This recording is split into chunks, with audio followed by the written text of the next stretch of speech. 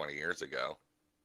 Hello, and welcome to Husky Talk-SNS. I'm your host, the best podcast host in the universe, Steve Cully. I would like to thank our sponsors at Procyon Partners, one of the top 50 fastest growing companies in the nation. They specialize in employee benefits, wealth management, and retirement planning. President Sean Rabinowitz, proud supporter of our podcast network, and we love him very much. Green Street Trust International, owned and operated by Rennell Jump. They specialize in tax plans for businesses large and small. They will save you money or give you a big fat return. To schedule your free strategic tax planning session today, go to www.greenstreettrust.com. Dynamic Human Performance is owned and operated by Andre Dixon, UConn legendary running back. He has a 5,000 square foot facility in Hartford. He trains boys and girls of all ages, of all sports. He has a boot camp program, which is 7 days a week, 6 a.m. You want to get in shape, you go to Andre. Athletic development program. He takes boys and girls in the sport of their choice from the ground up. He trains and develops them to be the best they can be.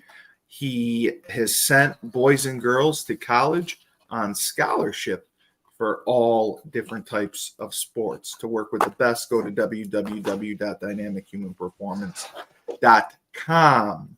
Pete Finch and the Finch Law Firm, located in Bridgeport, Connecticut, and has the greatest commercials, ads you can ever find.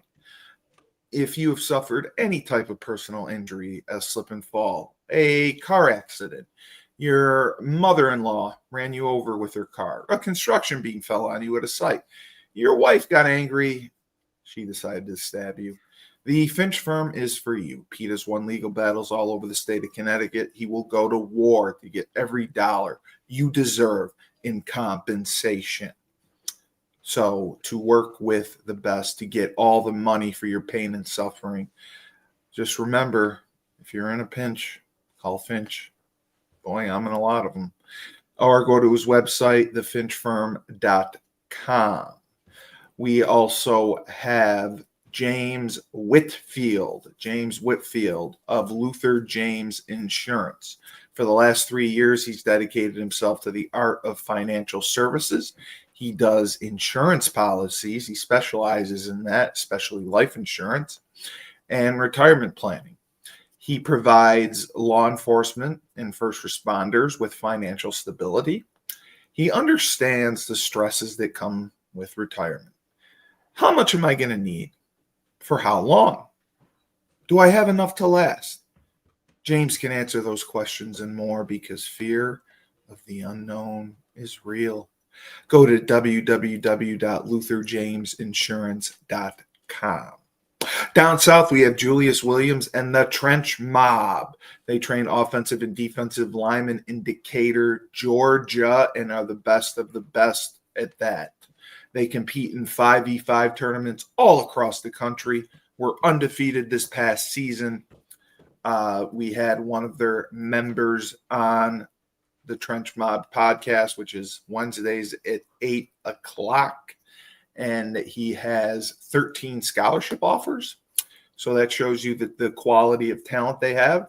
And every college showcase camp they attended, a Trench Mob member was offered a scholarship at. At every college showcase camp, a member of the Trench Mob was offered a scholarship.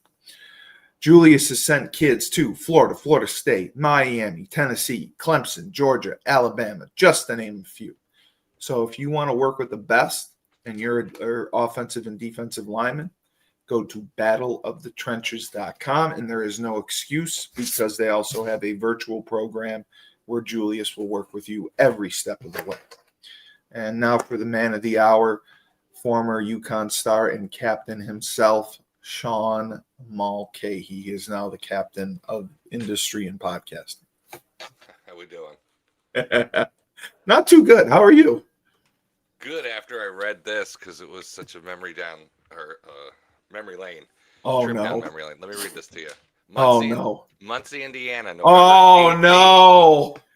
November 18th, 2000. 25 years Oh, ago. no. November 18th.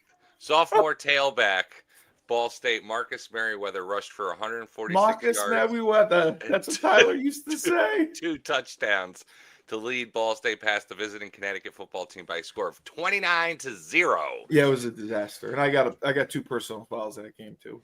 On Saturday afternoon in Muncie, Indiana, the loss ends the inaugural Division 1A season for the Huskies, who finished at 3-8. 3-8 improves to 5-6. I got 2 more paragraphs. They're really good. Oh God. I'm going to skip the paragraph on the Cardinals' good day, but read this about UConn. This is unreal. Sophomore quarterback Chris Willis was 17 of 28 through the air for Connecticut, passing for 213 yards. Oh, it wasn't as bad as I would. Not that bad. No. Junior, really on paper, not that bad. In person, horrible. Yeah, right.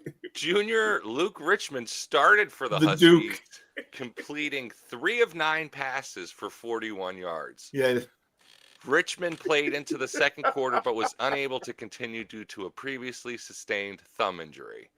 Junior wide receiver Steve O'Connor led UConn with 5 catches on 74 yards. Junior tailback Tabor Small had 5 receptions for 37 yards. The Huskies' only scoring attempt came on a blocked 55-yard field goal try by sophomore Jeff Heil in the first quarter. Oh, yeah. Connecticut was able to gain just 40 yards on 31 attempts.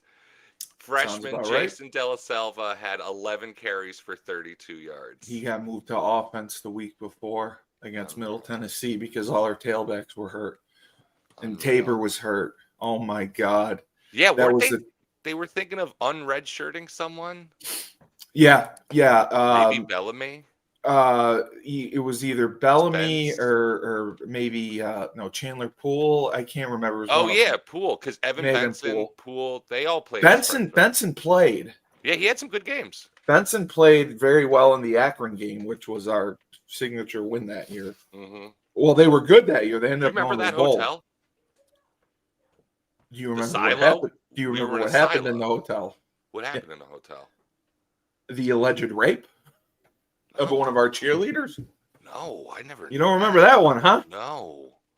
Jesus Christ. You got to ask Terry about it. Terry and I were in the elevator. Uh-huh. And the girls get in. And this is why they stopped taking the cheerleaders on the road games. And we were asked, somebody asked her how she was, and she was huddled up in the corner, and you could tell she was crying.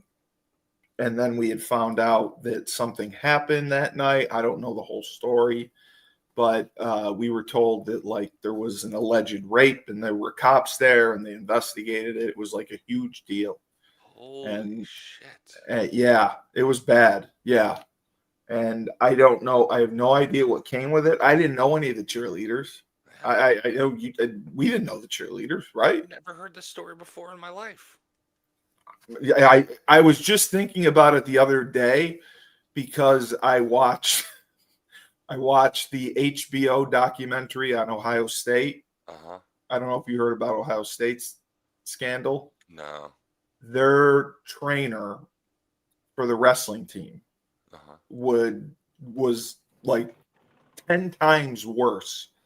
Probably not that. Probably 100 times worse than that Dr. Larry Nasser at Michigan State, only with boys. Oh my God. And the guys wouldn't report it, obviously, because guys are guys. And this was in the 80s and 90s, and they didn't really know. So they did this documentary, and they showed wrestling, you get skin rashes and infections, whatever. Or, one guy said, my foot hurts, and he goes in, and the doc closes the door, turns the lights off, and just has a flashlight, and he says, drop him. And the kid drops his shorts. And he said that, and all of them had the same story. He's holding the light in his mouth, and they said they could feel his breath on their dick. Dude. And then he starts playing with it. Just fondling it, maneuvering it. And then the other thing he did, now this came from a referee. A referee after one of the wrestling matches went in the shower after the game. and after the match. And the trainer comes in the locker room. There's a million lockers available. It's the officials' room. He sits right next to the guy. And the ref's like, well, he's known him for years, but he's like, Jim, what are you doing? He's like, oh, I got a date. I'm, just going to get showered up. He still thinks it's weird he's next to him. So they go in the shower. Again, it's just the two of them. There's a million showers available. He picks the shower directly next to him. I'd be like, bro. Everyone says that. And even the players said oh, you're pussies. When they came out with it, they said, oh, you're pussies for not fighting back. How could you let this happen? So the ref said that he looks over, and most people shower facing in. Yeah. He's showering facing out. Uh-huh. And he's masturbating. Dude. In the shower. What is this episode turning into? Well, you brought it up. I'm sorry. I brought up the weird hotel. I know the Ball State thing in the but it just, you got to watch a documentary. I was blown away by it. Wow. Because so the ref even was speechless. He didn't know what to say. Yeah. He just kept his mouth shut, showered as fast as he could, got the hell out of there, never spoke of it again. Wow. Until this interview. And that was the case with so many of these players. Now, the players themselves would joke, if the freshmen were coming in, they're like, oh, you're about to see Dr. Hansy or whatever. He's a little handsy. They would try to joke about it. Yeah. And then they'd see these freshmen come out looking white as a fucking ghost after their physicals. Oh. Because they're all saying, he determines whether we can play or not. If he doesn't clear us, we can't wrestle. And then we lose our scholarship. So it was, when you see these guys talk about it, because everyone says oh, well, why didn't you just deck him?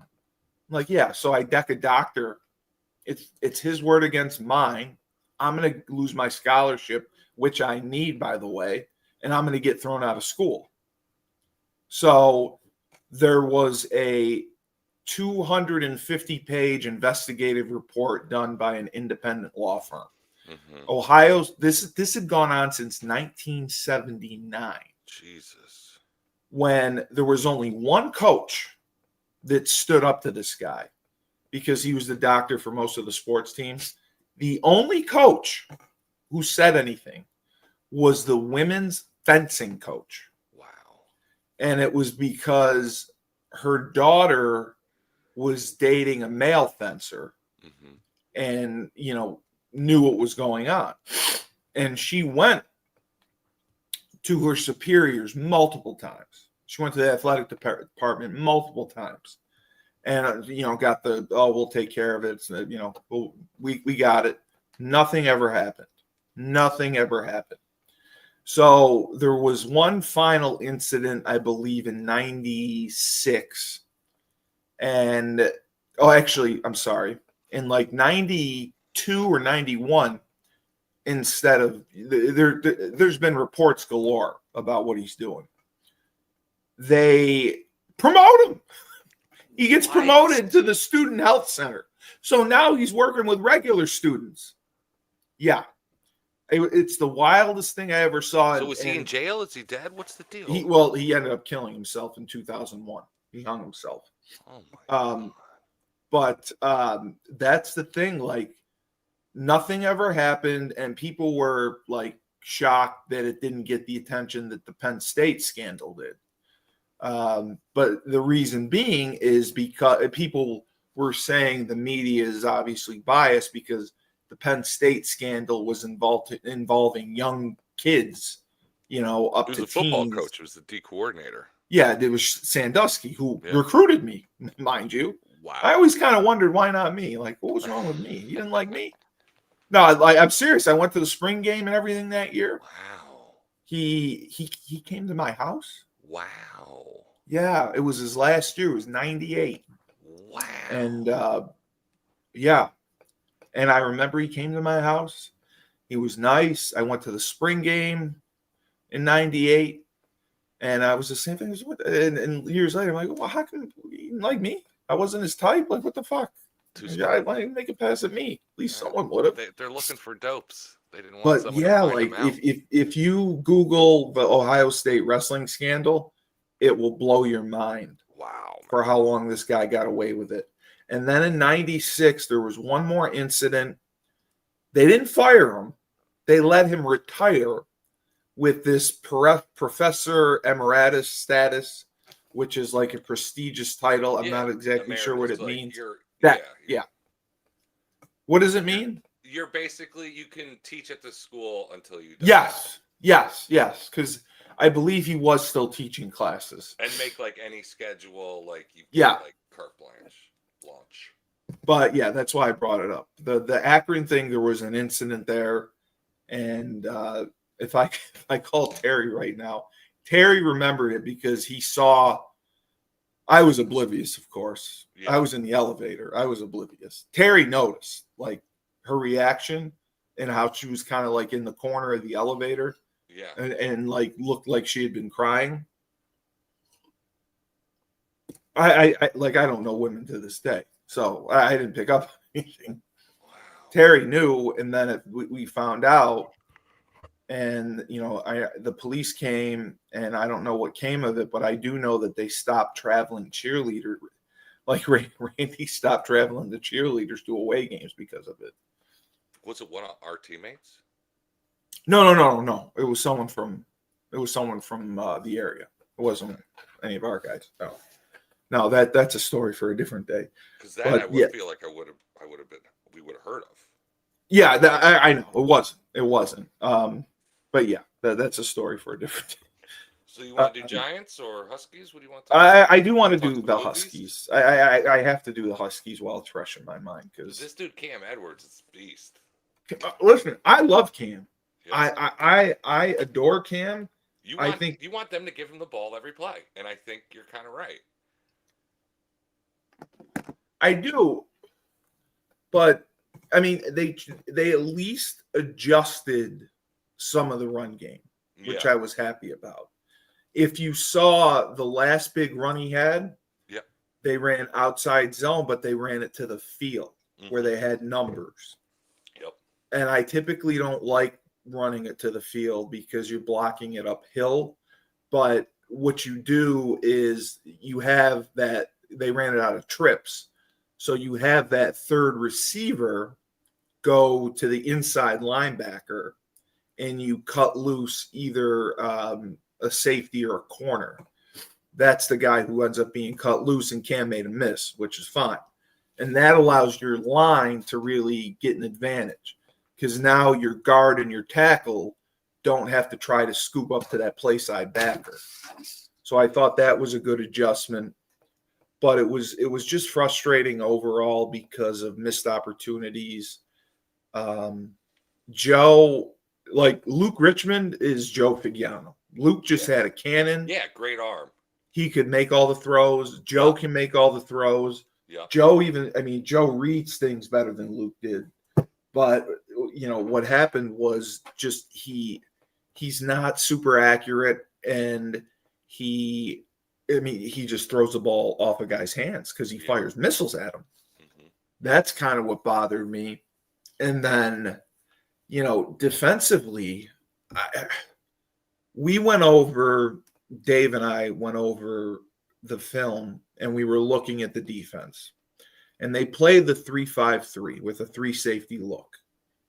And against Delaware, especially the problem we have against running quarterbacks is numbers-wise, you are short.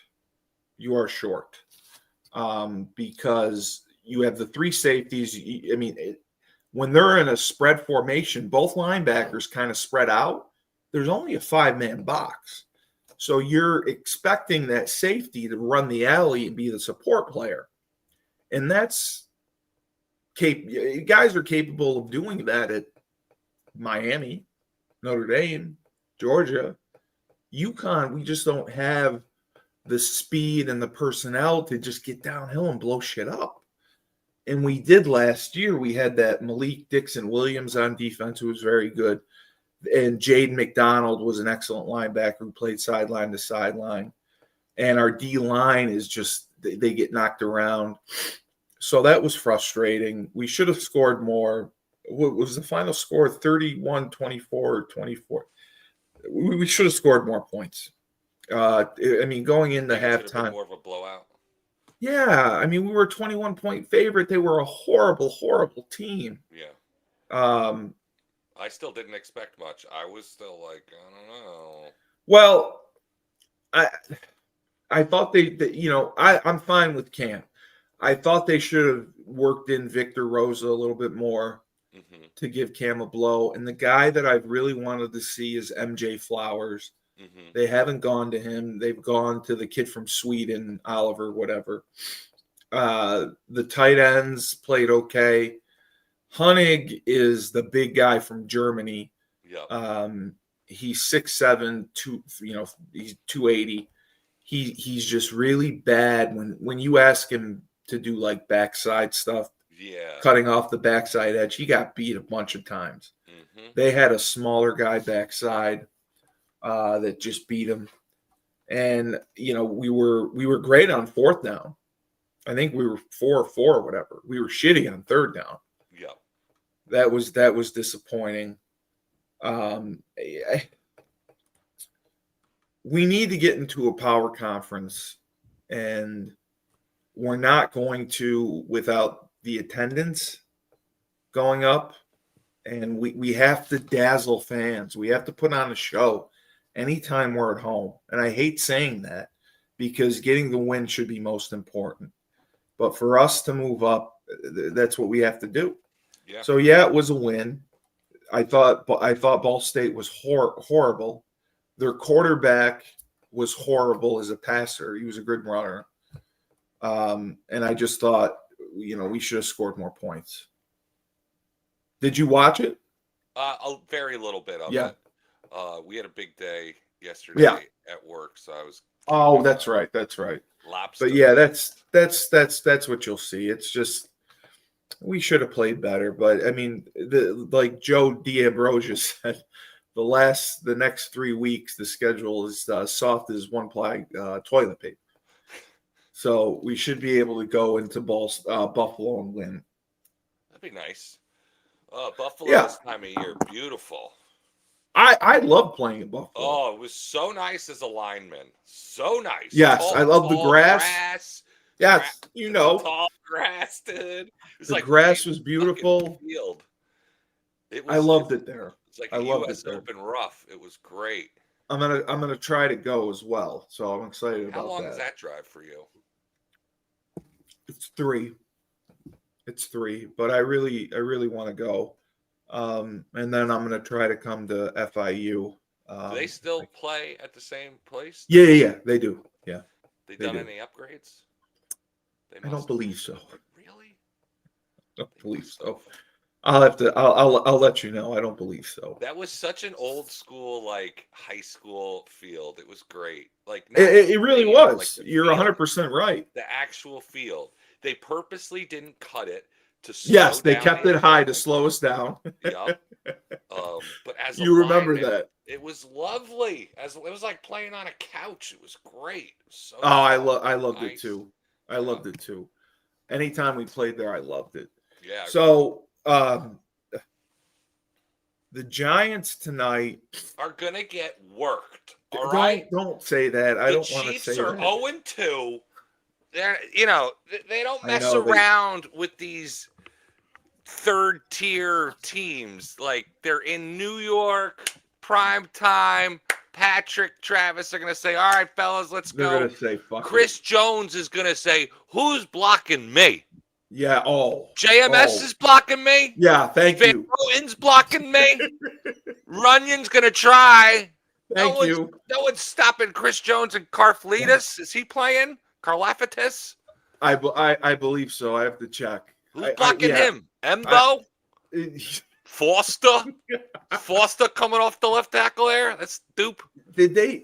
I was trying to see if Taylor is out. If Thomas is out, for sure. How about this? Every report is looking like he's going to play. Trending I hear that playing. every week. Listen, is he playing or not? I would say he's not playing. He had one day of practice. I would say One that day of too. practice. One day of practice in a year. I like what he had an ACL, right? The Liz Frank. Oh, he had the Liz Frank. Okay, Yeah. I'm sorry. But apparently it was the So, worst Liz Frank. It was well, a the complete Liz Frank is tough. reconstruction. The Liz Frank is tough for a lineman because we're fat. Yeah. You can't be on your feet. Tell you So, what, he looks great on the sideline, though. He looks like the world's biggest bouncer on the no, sideline. I'm sure he. The world's biggest bouncer. He looks great. I'm Those sure arms he are does. huge. But His traps are like starting at his ear. I'm sure that it's tough because he's probably not in shape either, because there's a lot cardio wise you can't do if he's not practicing. But my other question was, do you allegedly they are going with Cam Scattleboro I'm all over about Tracy? it. Yeah, let's go. Okay, Tracy, I love Tracy. What he did last year was special. And I don't think he's a number one, right? He's not. He's not a number one. All right, so and I'm not mostly wrong there. because if you don't look the part, he isn't the part. He does not look the part. He doesn't look the part. He He's just too, looks like, small smooth, and yeah. you know? Yeah. And he's great out of the backfield like Scatabo. Right. He's a great, like, mix it up third down back. What he did last year was incredible, but I'm like, there's no way this guy's like he's not someone like, he doesn't have that burst, that breakaway speed though, either, does he? He's got deceiving speed like Emmitt Smith. It's deceptive, correct? But yes. but it's not breakaway. It's not breakaway. Right. Okay. So I agree with you. I agree with that there.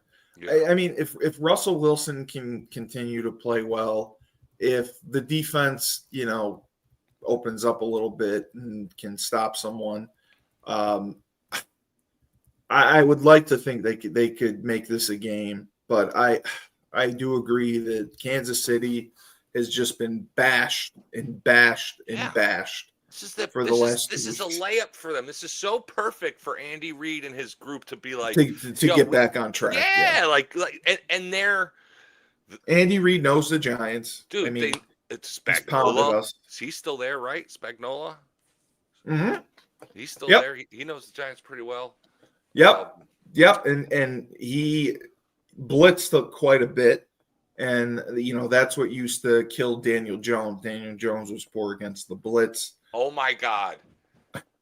God. What's the over-under between the Chiefs and Giants on conversations? What's the over-under Kadarius Toney conversations? Oh, my God. Both sides, are going to be like, yo, man, this dude, I know. We tried to help him out. We tried to help him out, too. He's coming out here with no cleat. He's coming out here getting penalties in the Super Bowl. The front office is going to have jokes. The general managers, the coaches, they're all going to be. That's the common denominator between the two teams. They're going to be shitting on Kadarius Toney all fucking night. All night they're going to be killing this guy. I was like the Young Joker album. I was so thrilled when they drafted him. Boy, I can evaluate talent. Dude, that shoe was the biggest red flag for me. I've tried to put myself in that position, and I'm like, I know I'm so excited. It's my first practice. God damn, I know I'm getting my shoes right. Like, are you for real? Yeah, like you do that the week before. Like it's crazy. It's like the first thing, man. Everyone's worried about their footwear and how the feet feel. If like new cleats are tough to begin with anyways. Like, well, yeah, because Larry used to give us all Larry would give us all blisters. And they're all making excuses for him with the shoe. And that's one of the things, how they baby their draft picks or their high-end free agents. Like, they're always making excuses for them. Yeah, they all lower level guy pisses in the wrong urinal and gets cut. Let's make an example of this guy. That's actually that's pretty much accurate. I saw it everywhere I went. It was incredible. I was like, this favoritism is just how many opportunities are you going to give a shit player? And I know I'm getting a opportunity, but like through the process, 0 opportunities. And they moved one of their practice squad guys up. What's his name? Garcia. They cut Gibson, who they just signed from. Yeah, I was like, what are we doing? Why did they waive Gibson? So now And Garcia, third week in a yes, row, he's either got to be on the active roster or they got to cut him. Or they got to keep him on the practice squad for the rest of the season. They can't elevate him. that's what they're saying. They have to put Garcia on the 53-man roster. They don't know what else they're gonna do. He looked all right. No, listen. Yeah, I'm up yeah. for anything right now. Yeah. I mean, we got to try anything. I like him better than B.J. Davidson. I haven't seen enough of him, but I'm up for anything. With Davidson them is like, I think we're good up front on the edge, but yeah, Davidson's good in terms of like sometimes stuff clogging up the middle, but he's not making any plays. Right, He's right. hard to move. Right. And then you know how I feel about Nacho. Like, get this guy out of here. Well, I'm concerned about our secondary matching up because Patrick Mahomes, he's so good with his quick game. He's so good at getting out of trouble. That's what worries me. Like he's gonna extend plays and then he can make the big play off of it. That worries me with our coverage. He can do it all, man. Like that's the no, thing. I know that's why he's paid $400 million over the next 10 years or whatever. It's 500. Oh, it's 500. Thank you for correcting me. The other thing I'm done. I mean, I don't particularly care for Slayton. I like Neighbors. I like Robinson. Slayton, I don't know what he. They re-signed him. He's inconsistent. He's so quiet, and then he has a couple good games. The biggest thing is like, I can't believe they wasted a third-round draft pick on this dude, Jalen Hyatt. Like, I know. He hasn't played a snap. He's been inactive every game. That's what one of my co-hosts on my other show, Frank, complains about all the time is talent evaluation in the front office. It's pretty bad. Well, because Dave said this as well. He thinks that they all go by these young kids and the analytics, and instead of just watching film and going with your gut, going with coaching, your experience coaching, and they don't do that. And I don't think Joe Shane knows a goddamn thing. Yeah, so my theory is, and Joe Shane was probably like this as a youngster, the guys they allow in to the scouting department that leads to the front office and like eventually becoming a general manager. Anyone I've noticed with it a lot of teams, so it's probably top to bottom all the teams. They will take anyone who will do anything, which is great. A lot of firms will do that. Yeah, absolutely. If you're but because they're profit driven, they're keeping everything down. Yeah. So you're limiting talent when you're taking anyone who will do anything. And when you limit talent, you're not going to have good results. Very true. Over and over and over. It's the cycle of the NFL. And it happens in college football, which is why you see these recruiting classes miss more than 50%. And it's why you see these draft classes are misses more than 50%. And when I mean miss it, I'm talking about guys who were any drafted in any round. See how long they last.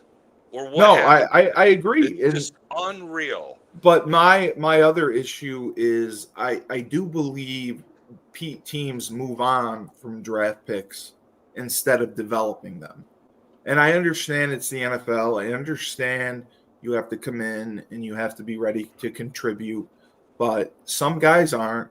And some guys benefit from actual talent development. And that's where I think as a league, they fail. They dump guys fast. And again, I mean, Daniel Jones wasn't dumped fast. He was given several years, but in a new environment, a new system, with weapons around him, all of a sudden, he's Peyton Manning over there in Indianapolis. Yeah, you know what's crazy? And to your point, Carson Wentz is he tore it up with Minnesota. He's getting his sixth start. Yeah, with a six different team in consecutive 6 seasons. Like they talked about that. Dude, he was off the couch. They signed him off the couch. Yeah. and he came in, and I feel bad for JJ McCarthy, but I still think they should have signed Darnold. I thought they should have kept him. They should have kept him, and they shouldn't have gone all in on McCarthy with that draft. I They thought went that was a all in on terrible McCarthy. pick. All in on Terrible pick. McCarthy. Everyone projected him as like a second rounder or a late first rounder. And this is to my point. You've got people in the front office who don't know what they're doing. Mm-hmm. They said, I'll do anything for this job, but that doesn't mean you know what you're doing. Well, and the other thing Dave said is they're all yes men. They are all yes men. Yeah. They won't go against whoever suggests it. Oh, like, yeah, that sounds great. Yeah, let's do it. Bill Belichick, he didn't know this at the time, but he kind of like ruined it for teams because he was a guy who was like, I'll do anything to get in, and I've never played, and I don't have much background. But he ended up being like a savant, like an incredibly gifted football mind. That's once in a lifetime. It's not going to happen every year with a guy on every team. And they keep trying to like find another Belichick. It's like, dude, this guy, it's him. He's the only one that exists. He's the only one that can like take football and just easily do it when it took, it was hard for him to get involved because he wasn't a player at like a coach. He coached at Wesleyan lacrosse. He never coached college football. Yeah. He had been in the NFL all the way through. Yeah. He was with Parcells for 10 years. He's a disciple of Parcells. But that's what I wanted to ask you about quick. The transfer portal. You look at Clemson and you look at some of these teams that have taken a ton of transfers, and it seems to be blowing up in their face. And I had this conversation with Dave and Julius if they're going to go back to being a little bit more balanced, taking less transfers, more freshmen, and both of them said it's probably going to get worse before it gets better. Yeah, and I just think it's a mistake. Like even us, we're the University of Connecticut, we had 60 transfers. It's crazy, and dude. Dave and we're talking like the thing with UConn was we had a family atmosphere, a culture. I hate that word culture, but regardless, we all got along. Most of us, regardless, we hung out together. And that's when you had to spend time at UConn, Dave said, to fall in love with it. Yeah. If you're there for a year, you don't particularly, you have nothing invested in it. You don't really love it. But after he told me a story. I don't know if you remember Torrey Taylor. He was a wide receiver running back who went to the NFL briefly before I came in.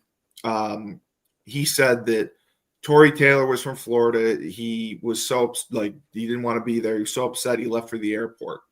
And they all had to call him, and someone went and got him and brought him back. Wow. And he ended up staying, and he had a great career. He was a wide receiver running back. He had a ton of yards overall. But I'm seeing even Texas, they faltered. Belichick at North Carolina, he's 2-2, and his 2 wins are over Charlotte. It looks like a jackass on the sideline with his girlfriend, and I can't stand his girlfriend. I mean, what? He's got a puss on his face. His expression never changes. His kids are the coordinators. His kids look like assholes. I don't know why he went there. Because he wasn't going to get that in the NFL. That's what he wanted in the NFL. I don't understand how. He was 18 games away, I think, from breaking Hallis's record. Yeah. I would have thought that he would have done anything to get that record. I know. I thought that too, but he's got the Barry Sanders in him, where it's like, yeah, he does. Because I know he's such a historical nut about the game. He is. And Barry was like, I want Walter to have it, and it doesn't mean that much to me, and I'm done with the Lions because they obviously don't want to win. Yeah, and it took Emmitt Smith 5 more years, 6 more years before he broke the record. Yep. And now it's basically untouchable. I mean, I can't even believe Frank Gore is 4th on the rushing list. It's unbelievable. Like you would never believe that at His all. his is just pure toughness. I mean, that dude's just a beast. He was built for running back. So How I many was ACL gonna. tears? At least 2, I think 3.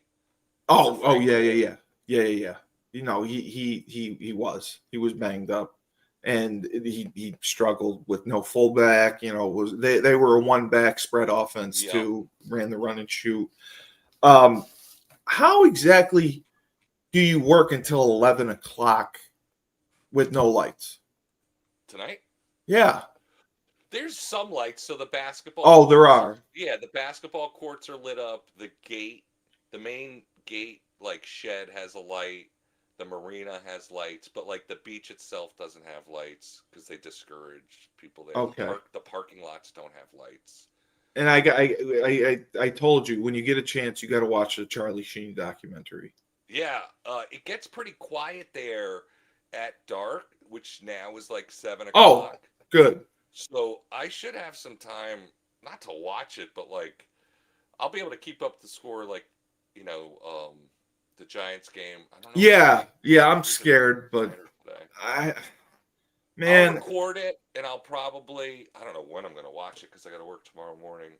You got to go back right in the morning? Yeah. What, like at 11 a.m. or are we talking earlier? 9. Oh, God. 9. Yeah, so I'll leave here at 8. That's all. That's a terrible schedule.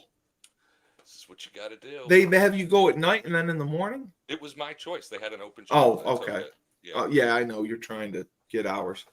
Well, I have Sean coming on the show Wednesday, so we'll talk.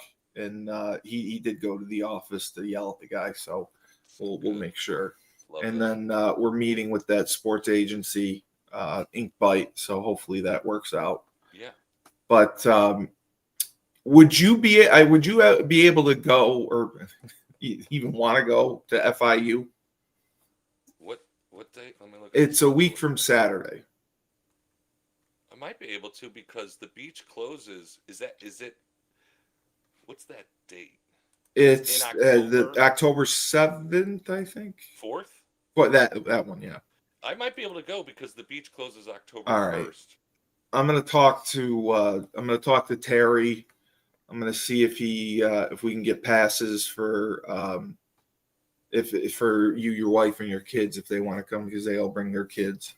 No big deal if you can't swing it because. Well, I don't want you to have to come alone. That's been the deal with other guys. They're like, because I mean, even if you ask for tickets, you can only get 2. Right. They won't give you tickets for your wife and kids. No. I'm like, there's 20,000 seats not filled. I would think you want them filled. Because I could always work. I could work a scoreboard, like youth game or something. All right, I'm gonna check with him and see for sure, because we got to get you out there, and I want to have you talk with Burton too, so he gets a chance to, because you've met him, right, a couple times. Yeah, but like literally 20 years. Yeah, that's why I got to get you with him, because he'll help you out. Yeah. Well, we're gonna get something. We'll get something. But I know you gotta get to work. But I'll text you. And UConn was just. I just wish we were better. It's gonna be scary when Duke, BC, and Air Force we have to play. The rest we should be fine against. And I just hope the Giants don't get murdered tonight. That's all. So what was it? 2011 when the Huskies played Oklahoma? What year was that? It was the Fiesta Bowl after it was 2011. It was after the 2010 season. Yes. All right. So 2011, they went to the Fiesta Bowl. Giants won the Super Bowl. Yeah. And the Yankees were 2 years out from winning a World Series. From the winning the World Series, correct. Since 2011, roughly 15 seasons. All 3 of those teams have more or less sucked. Yeah. Yes. We've had Mora was 6-7, 3-9, and then we were 9-4 last year. It was the first 9-win season since you played in 2003. Yep. And they didn't even win 9 games the Fiesta Bowl season. They were 8-5. Yeah, no, just 8. Yeah, And they ended up being. And Motor City, they were 8-4. So I'm just hoping, because that's when they were playing 11 games. I'm just hoping that they can, we're 2-2. If we can get rolling and the defense stop playing 3 high, then we'll be okay. I can't stand it just because as a coach, once or twice a year, it's okay. I don't know about a full-time defense. Sean, if you watch the film, like Dave and I watched the film, and you watch the Delaware game, the touchdown, the quarterback scored the touchdown on 4 touchdowns on the same play. The power read play, which nobody ran when we played, but 4 times, and all it is option football. Yeah, you just play your responsibility. That's it. Someone's got the quarterback, someone's got the jet. Done. So that's why it was so frustrating. But it's unbelievable how these guys just get stuck in their own way. Coach Brock, I know that he obviously wants to move up and wants a better job. So he tries to play all these fancy, all I call it happy shit, all these fronts and coverages that look good on paper that players can't execute. Yep. And that's the issue. And offensively, Ozempic, the offensive coordinator, drives me up a wall because he runs the same shit. Yeah. And he did give the ball to Skylar Bell. Skylar had a great game. Cam had a great game, which was good. He made a few adjustments, just not enough that I think they should have dropped like 50 on Ball State. But that's just me. So, but you have a great day at work. I'll text you. Yeah. And just remember, life is giving us a lot of lemons. Don't make lemonade. Take 2 oranges. Throw them right back at life.